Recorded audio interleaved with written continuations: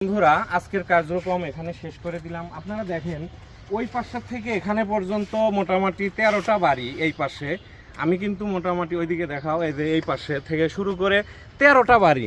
আমি চেষ্টা করেছি, আমি একজন ক্ষুদ্র মানুষ, কেউ আমাকে সহযোগিতা করেনি, কিন্তু উপর আল্লাহর কাছে আমি চেয়েছিলাম যে আজকের দিনটা অন্তত আমি তাদের একটু আপ্যায়ন করব, আমি তাদের একটু কি করাবো।